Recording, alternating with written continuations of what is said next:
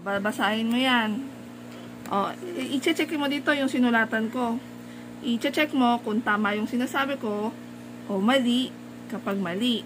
Ito ha, i-check mo dun sa box o e-ekisan mo. Unang tanong, ang COVID-19 ay sakit na dulot ng isang tao patungo sa ibang tao. Galing sa akin, mapupunta sa'yo. Tama. Checkan mo.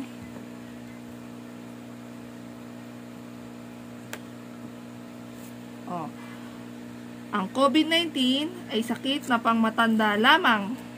Tama o mali? Mali. Mali. X.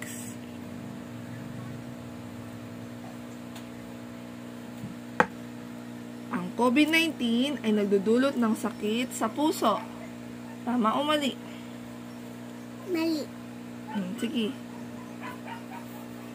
Mali. Mali ba yun?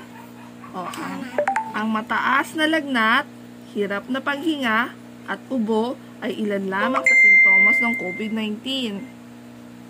Tama o mali? Mali.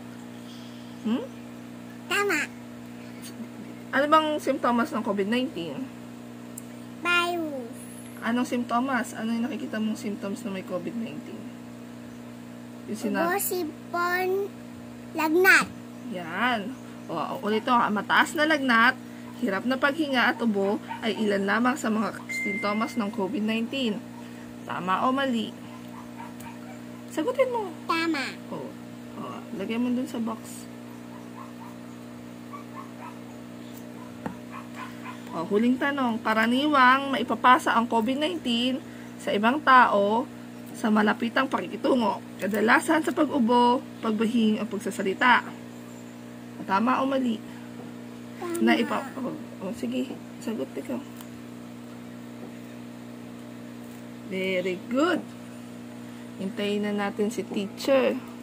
Teacher Eileen or Teacher Jasmine? Teacher Jasmine,